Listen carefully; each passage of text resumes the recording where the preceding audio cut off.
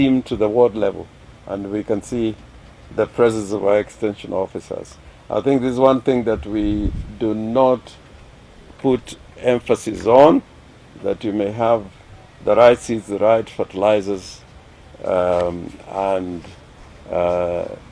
mechanized form of farming with machineries and all, but without extension workers who can give farmers the kind of what.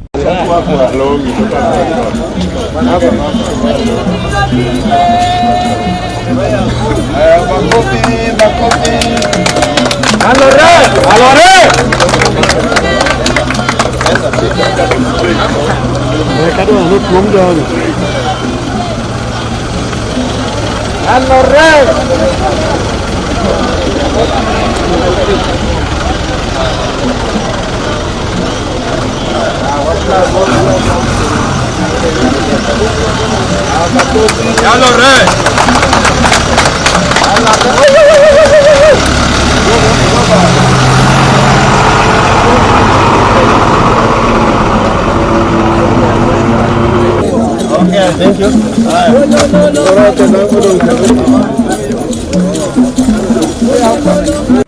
The county government of Siaya has prioritized the program to farmers, which includes tractor hire services, certified seeds, and fertilizers. It targets all farmer beneficiaries in the whole of the county, with specific focus on the long rain season of 2022-2024. Currently, the county provides subsidies in which cover food security, and basically maize and beans, commercial value chains, rice, cotton, sunflower, amongst others. The subsidies project led by the county is also complemented by the national government subsidy. The county government of Siaya has contributed Kenya shillings 166 million towards this program, which is expected to provide 110 bags of fertilizers to our farmers through the e-voucher system. The county subsidies being flagged off today is 28 metric tons of maize seed and 55.56 metric tons of fertilizers, estimated at a cost of Kenya shillings 54 million. This brings our direct support to farmers to Kenya shillings 69 million, consisting of tractor hire services, which is 15 million, fertilizers at 19 million, and 35 million to certified seeds. Together with e-voucher national scheme, our farmers can benefit from at least Kenya shillings 230 million worth of subsidies. That is 166 million in form of fertilizers, and the support which we are giving of 64 million. The initiative we are flagging off today is among the various efforts being made to spur economic growth, create employment, and catalyze industrial development in the county. I would want to say something about the beneficiaries. The provision will ensure that households are food secure, which is a key objective of our program and overall policy and manifesto.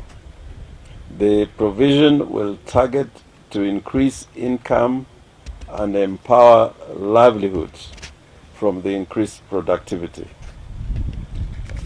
Over 10,000 farmers are expected to access the provisions and subsidies, leading to a general improvement in farming input or rather output. Challenges.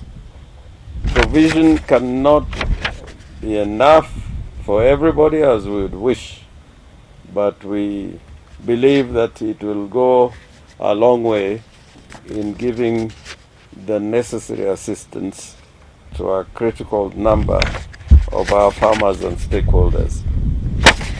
The other challenge is the limited budgetary provision and general increase in farming outputs or inputs,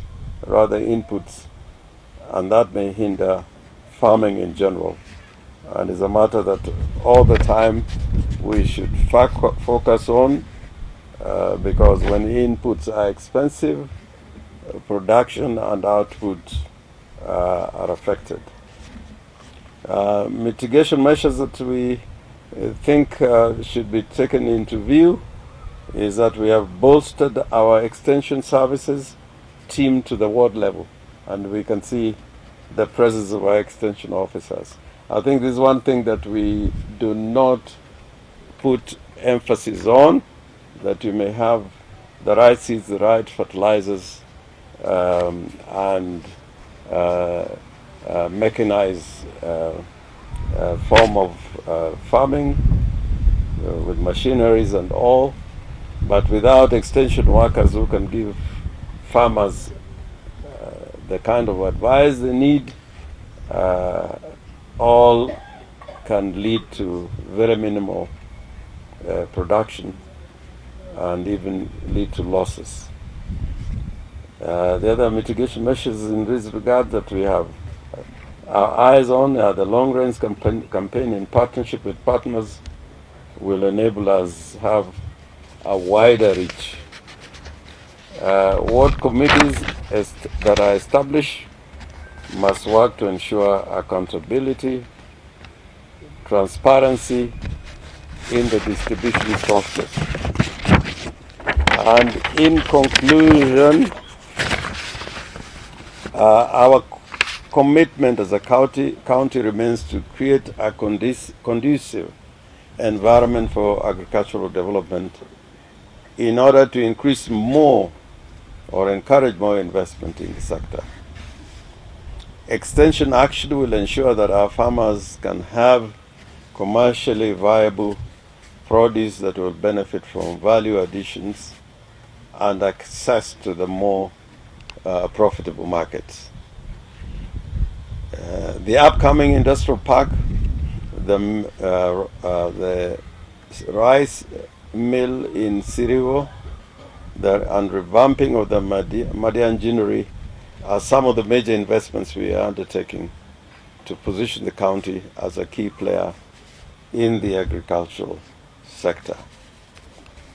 And partnerships and collaborations with the national government and development partners, non-governmental organizations, private sector players is key to our growth and success. We have just heard from the weatherman, but we believe that with positive weather outlook for the long range 2024, the CIA government's commitment and dedicated extension team, CIA can expect that together we will achieve a bumper harvest and productive long-range season in 2024. The presence of the community health promoters here is critical to me because of the services they tend to offer. And I'll take the cue from the chairman of the Agricultural Committee of the County Assembly in his appeal to bring these services, and particularly the distribution of seeds and fertilizers, closer to the people.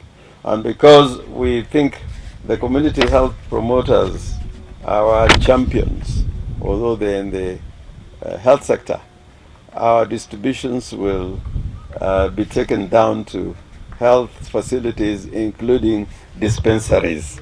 And I hope the chief officer will undertake this. And of course, you know, the promoters who are here are not from all over the county. we want to reach them at the dispensaries and health facilities at the ward level. In this program also we are putting focus on the community health promoters, because they do a lot of work on the ground for really nothing in return. So we are going to give a priority in this distribution to community health promoters, because we don't pay them sufficiently. But I think if they can be food secure, they can be in a better position to do their job they're supposed to do. So the chief officer is going to sit with your leadership to make sure that you are a focus in our distribution. Or rather, anybody does not get seeds, but community health promoters must get seeds. And I would want to say this, that as much as we embark on the maize seeds subsidy, in the next dispensation, let us also make sure that we embark so much on the sorghum productivity. As our culture, we have been doing it. We have been doing sorghum only once in a year, but it has been researched and found that we can do also sorghum twice in a year, which will really help us fetch for a lot of money. So in that regard, I think in the next budget we'll make sure that we capture that well